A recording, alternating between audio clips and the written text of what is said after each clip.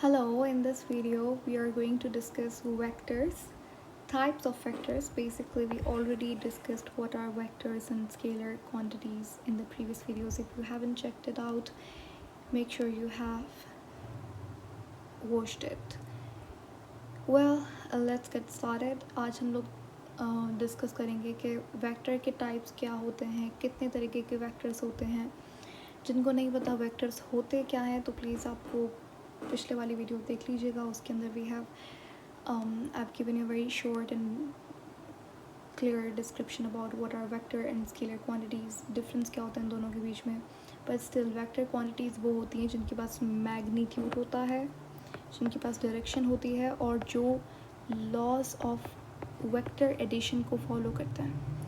ठीक है, हमारे पास वेक्टर को ऐड करने के कुछ लॉज होते हैं. For example head to tail rule हो गया और पैरेललोग्राम रूल हो गया. उसके बाद एडिशन बाय रेक्टेंगुलर कंपोनेंट्स हो गए. ये सारे जो हैं वो लॉज हैं वेक्टर को ऐड करने के तरीके, जो कि अभी तक हमने डिस्कस नहीं किए हैं. आगे वाली वीडियोस के अंदर आप ये सब कुछ हम लोग आगे जाके डिस्कस करेंगे.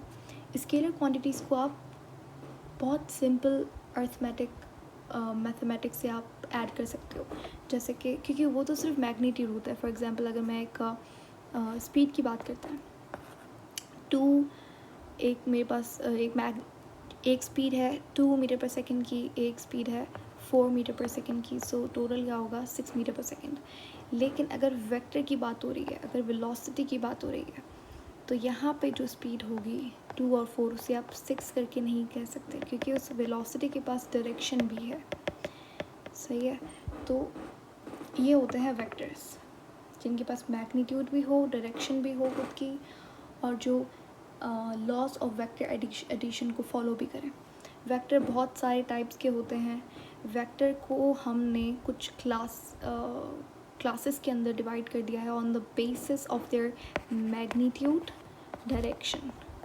सही है. दो वेक्टर्स अगर सेम मैग्नीट्यूड के होंगे तो वो एक टाइप हो जाएगी. इस तरीके से हमने इन्हें इनकी टाइप्स इनकी क्लासेस के अंदर डिवाइड कर दिया है. आइए देखते हैं वेक्टर के टाइप्स कौन कौन से होते हैं. तो I have already arranged it. Types of vectors, पहले बात करेंगे इक्वल वेक्टर्स की.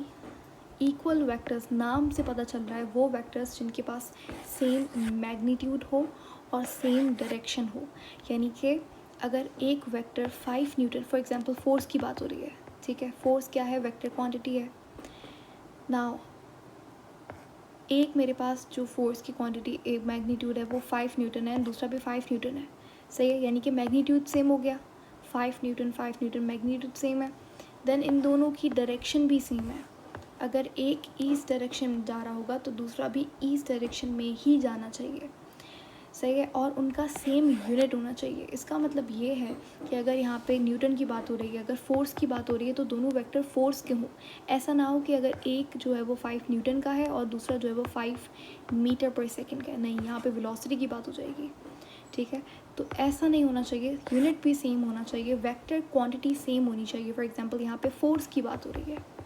ठीक है, फोर्स की बात हो रही है, ये कंडीशन क्लियर है. मैग्नीट्यूड सेम है, हाँ सेम है. डायरेक्शन सेम है, यस डायरेक्शन भी सेम है. यानी कि ये ऐसा वेक्टर जिनके जो ये तीनों कंडीशन को फॉलो करे, that's equal vector. Equal vectors are those vectors which have same magnitude and same direction. ठीक है, उसके बाद parallel vectors.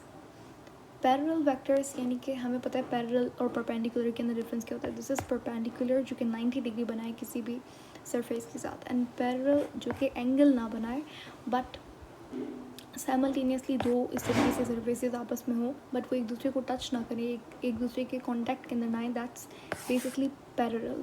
But parallel vectors क्या होते हैं, यानी कि वो वेक्टर्स जिनकी सेम डायरेक्शन होनी चाहिए, मैग्नीट्यूड डिफरेंट हो बट डायरेक्शन सेम हो. That's parallel vector. सही है. इनका अपोजिट अगर आप सोच रहे हैं एंटी पैरेलल होगा, तो नहीं, इनका अपोजिट एंटी पैरेलल नहीं होता. इनका अपोजिट होता है नेगेटिव ऑफ अ वेक्टर. सही है, सेम मैग्नीट्यूड अपोजिट डायरेक्शन. यहाँ पे हमने क्या बात की थी, सेम डायरेक्शन, यहाँ पे opposite direction. Different magnitude, same magnitude, तो यानी कि ये दोनों आपस में अपोजिट है. नेगेटिव ऑफ अ वेक्टर क्या होता है, यानी कि जब दो वेक्टर्स आपस में सेम मैग्नीट्यूड के हों लेकिन डायरेक्शन उन दोनों की अपोजिट होनी चाहिए. अब यहाँ पे डिफरेंट डायरेक्शन की बात नहीं हो रही है, ध्यान में रखिएगा, it's they are talking about opposite direction, यानी कि अगर एक इस डायरेक्शन में है तो दूसरा, एक ईस्ट में है तो दूसरा वेस्ट में होना चाहिए, एक नॉर्थ में है तो दूसरा साउथ में होना चाहिए। ऐसा ना हो कि एक ये वेक्टर है और एक ये वेक्टर है, नहीं, ये नेगेटिव ऑफ अ वेक्टर नहीं होगा, ऑपोजिट डायरेक्शन होनी चाहिए, बिल्कुल ही 180 की रोटेशन के अंदर ऑपोजिट डायरेक्शन होनी चाहिए। सही है। अच्छा, जब आप बात करते हैं पैरेलल वेक्टर्स की, तो इनका ऑपोजिट क्या होगा, नेगेटिव ऑफ अ वेक्टर, यानी कि उल्टा, इन दोनों कंडीशन को उल्टा कर दो, that's negative of a vector. Equal vector के अंदर हमने बात की थी कि सेम मैग्नीट्यूड हो, सेम डायरेक्शन हो। अच्छा, अब एक ऐसा टाइप आता है जिनके अंदर डिफरेंट मैग्नीट्यूड ऑपोजिट डायरेक्शन होता है, दैट्स एंटी पैरेलल वेक्टर। ठीक है, यानी कि डिफरेंट मैग्नीट्यूड हो, कुछ भी सेम ना हो, दैट्स एंटी पैरेलल। डायरेक्शन भी ऑपोजिट हो, मैग्नीट्यूड भी डिफरेंट हो, दैट्स एंटी पैरेलल। ठीक है, एक की डायरेक्शन ईस्ट है तो दूसरे की वेस्ट है, एक का 5 न्यूटन मैग्नीट्यूड है, दूसरा का 10 न्यूटन है, तो ये दोनों क्या हुए, एंटी पैरेलल हुए आपस के अंदर। फिर बात करते हैं हम लोग फ्री वेक्टर की। फ्री वेक्टर आपने नाम सुना होगा, 9th मैट्रिक के अंदर जब आप किसी भी प्रॉब्लम को ड्राइव करते हो, आपको बहुत सारी, मोस्ट ऑफ द टाइम्स आपको एक कंडीशन का सपोर्ट लेना पड़ता है, that's resolution of a vector. वहाँ पे हम लोग देखते थे parallel shifting of a vector, यानी कि एक वेक्टर इस तरीके से, फॉर एग्जांपल यहाँ पे एक वेक्टर बना हुआ है, ये यहाँ पे फॉर एग्जांपल एक ए वेक्टर है, ठीक है, इसको जब मैं रिजॉल्व करूँगी तो यहाँ पे ये फॉर एग्जांपल यहाँ पे ए एक्स होगा, तो इस वेक्टर को उठा के मैं यहाँ पे अगर पैरेलली शिफ्ट कर दूँ, यहाँ पे ए एक्स आ जाएगा, तो इसमें से वेक्टर को कोई भी वेक्टर को यहाँ पे चेंजिंग नहीं, मतलब वेक्टर को फ़र्क नहीं पड़ता अगर आप उसे कहीं देखो, हाँ ये इजी एग्जांपल है, यहाँ पे एक्स वेक्टर था, मैंने इसे यहाँ से यहाँ पैरेलली शिफ्ट कर दिया, ठीक है, ना आपने इसका मैग्नीट्यूड चेंज करना है, ना आपने इसकी डायरेक्शन चेंज करनी है। तो ये जो parallel shifting of a vector है, ये फ्री वेक्टर की होती है। A vector which can be displaced parallel to itself, that's free vector. एक बात याद रखिएगा,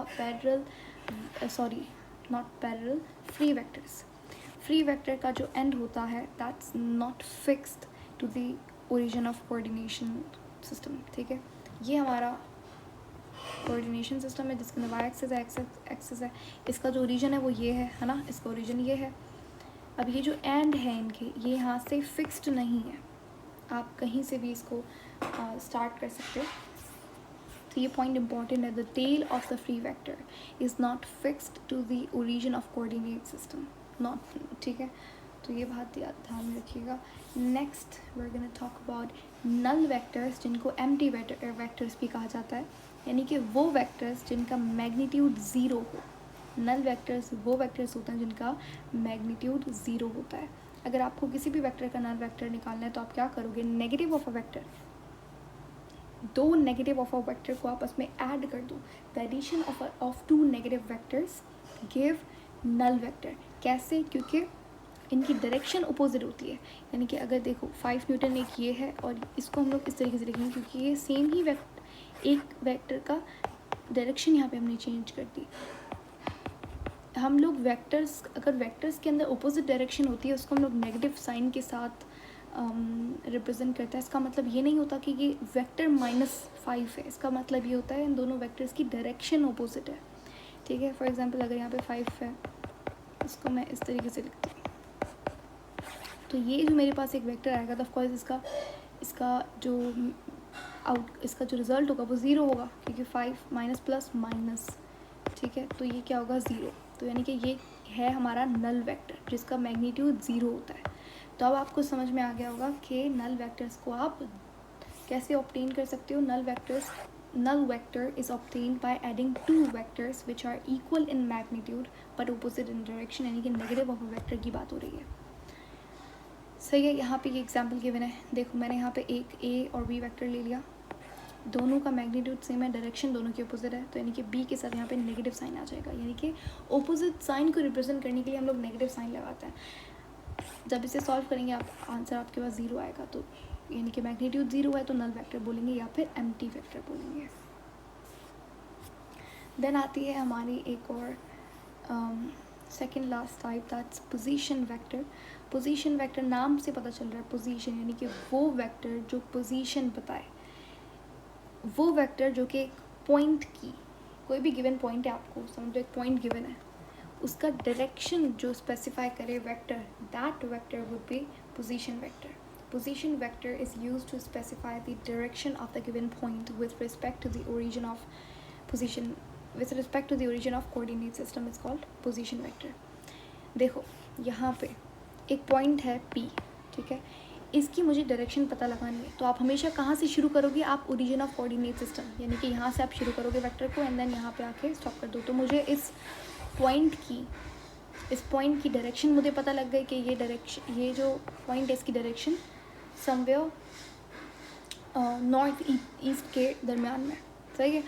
तो यानी कि यहाँ पे हमें पता लग रहा है कि जो ये टेल है पोजीशन वेक्टर, ये पोजीशन वेक्टर है, इसकी जो टेल है वो फिक्स्ड है ओरिजिन ऑफ कोऑर्डिनेट सिस्टम से, ठीक है.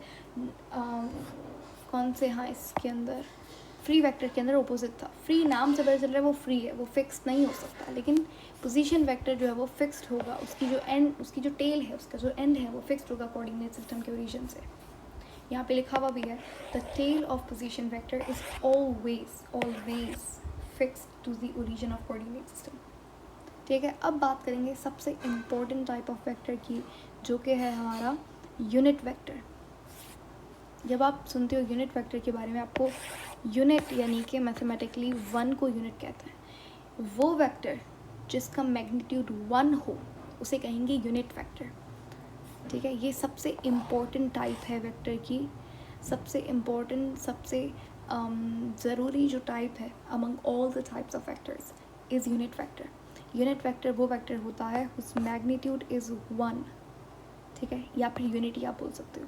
That's unit vector. इस वेक्टर की कोई यूनिट नहीं, इसका कोई यूनिट नहीं होता, ठीक है.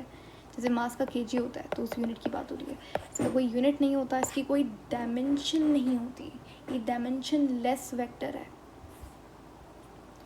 इसे आप रिप्रेजेंट कैसे करते हो? यूनिट वेक्टर को आप हमेशा एक कैप के ज़रिए रिप्रेजेंट करोगे, ठीक है. It's basically represented by a small letter with a hat और कैप ऑन इट. जैसे कि यहाँ पे मैंने ए लिखा, बी लिखा एंड देन यहाँ पे एक छोटी सी कैप या फिर हेड बना दी, that would be unit vector. ये इसकी रिप्रेजेंटेशन है. यूनिट वेक्टर का काम क्या होता है? यूनिट वेक्टर, ये it's one of the most important points कि unit vector is use to specify the direction of a given vector. सही है, गिवन वेक्टर की बात हो रही है, ठीक है. कोई वेक्टर गिवन है, उसकी डायरेक्शन आपने स्पेसिफाई करनी है, तो आप यूनिट वेक्टर का सपोर्ट लोगे. पोजीशन वेक्टर्स के अंदर हम लोग पॉइंट की डायरेक्शन को पता लगाने के लिए पोजीशन वेक्टर का इस्तेमाल कर रहे थे. यहाँ पे हम लोग वेक्टर की पोजीशन को पता लगाने के लिए यूनिट वेक्टर का इस्तेमाल करेंगे.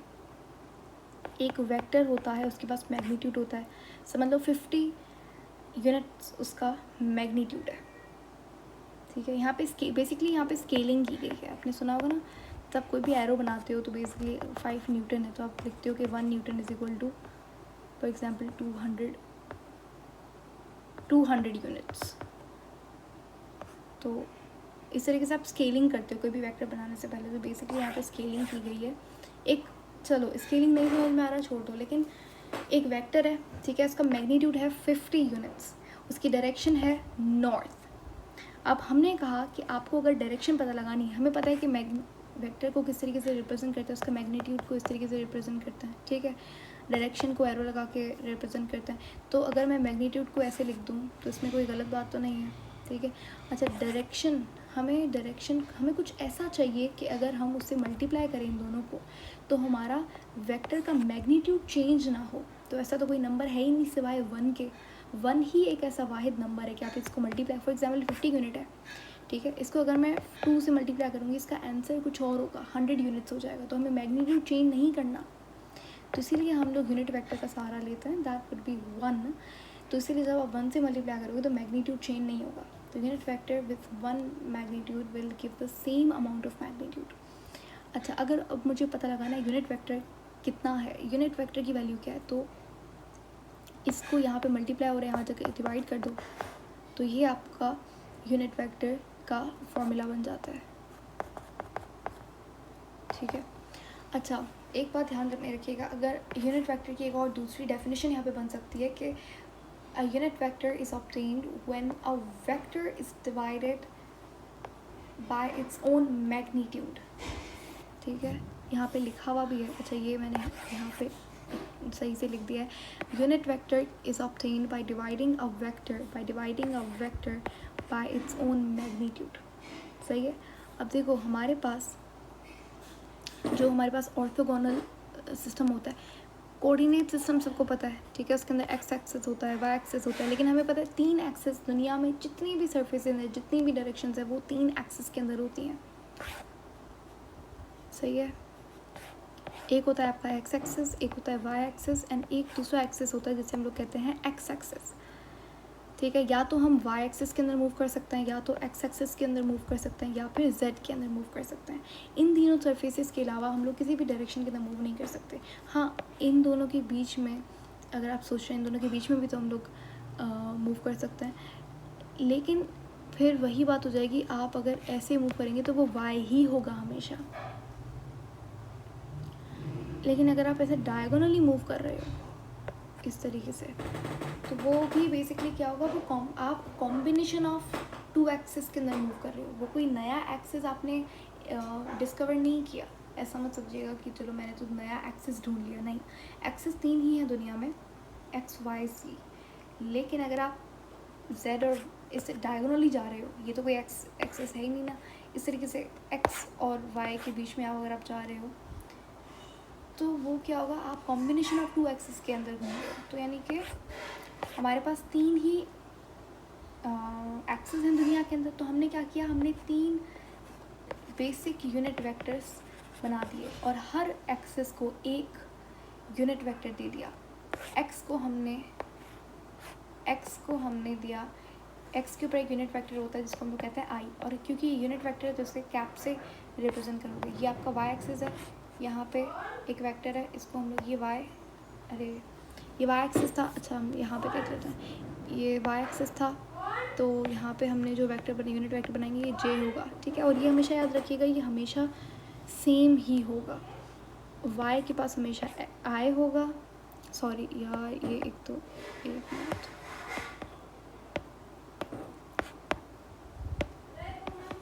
एक्स एक्सिस के ऊपर हमेशा आई एक्सिस होगा, वाई एक्सिस के ऊपर हमेशा, अच्छा ये एक मिनट, सॉरी, अगर मैंने यहाँ पे आई एक्सिस बोला, आई एक्सिस नहीं है, आई वेक्टर है, यूनिट वेक्टर। ठीक है, तो एक्स एक्सिस के ऊपर हमेशा आई यूनिट वेक्टर होगा, वाई के ऊपर जे होगा, जी के ऊपर के यूनिट वेक्टर होगा। तो ये जो है आई जे के, ये यूनिट वेक्टर्स हैं जो कि X axis, Y axis and Z axis के अलॉन्ग होते हैं, उनके ऊपर बने हुए होते हैं, और ये कांस्टेंट है। ऐसा नहीं आप यहाँ पे यहाँ पे बी लगा दो, ऐसा नहीं। ठीक है, और ये जो एक्सिस हैं ये आपस में परपेंडिकुलर, म्यूचुअली परपेंडिकुलर होते हैं। तीनों के बीच में 90 डिग्री का ही फासला होगा, तीनों के तीनों आपस में परपेंडिकुलर होंगे, ये बात याद रखिएगा। अच्छा, यहाँ पे एक गिवन है एक कंडीशन, जैसे कि मेरे पास एक वेक्टर है एफ वेक्टर, फोर्स मैंने ले लिया, उसका मैग्नीट्यूड 10 है, इसको आप ऐसे भी लिख सकते हो।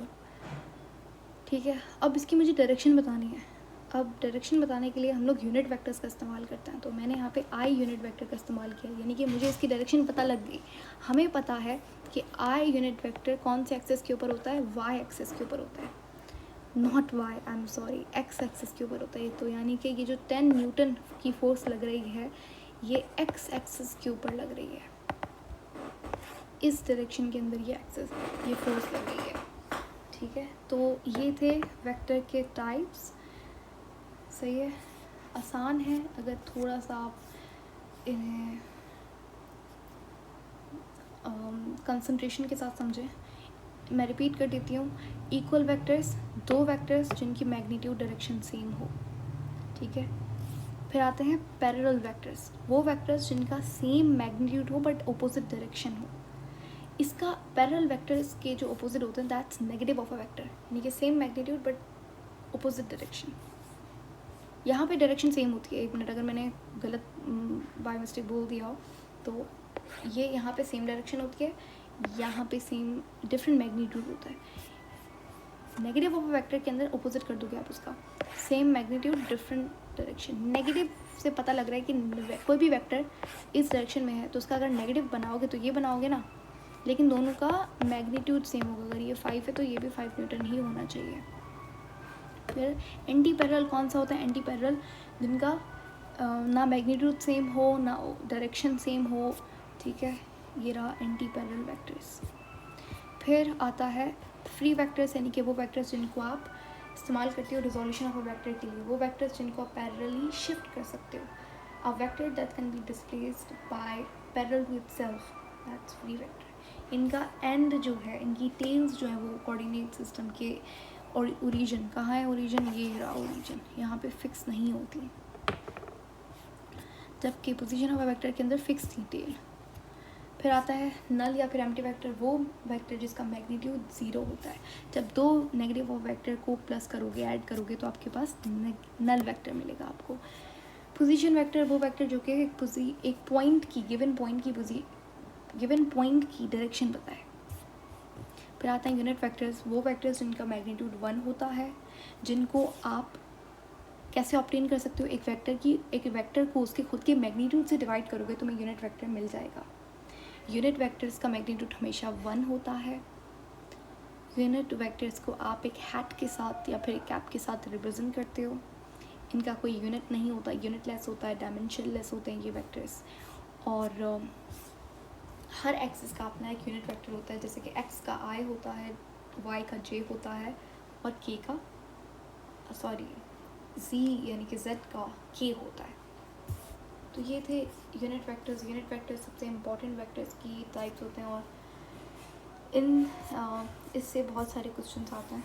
तो we are pretty done types of vectors. I hope आपको समझ में आया होगा। Thank you for watching and हम लोग नेक्स्ट वीडियो के अंदर डिस्कस करेंगे आगे वाले जो टॉपिक्स हैं, जैसे कि एडिशन ऑफ वेक्टर्स के रूल्स जो हैं, हेड टू टेल रूल है, उसके बाद पैरेललोग्राम लॉ है। तो वो सब हम लोग आगे वाली वीडियोस के अंदर देखेंगे। See you later, have a nice day, thank you for watching.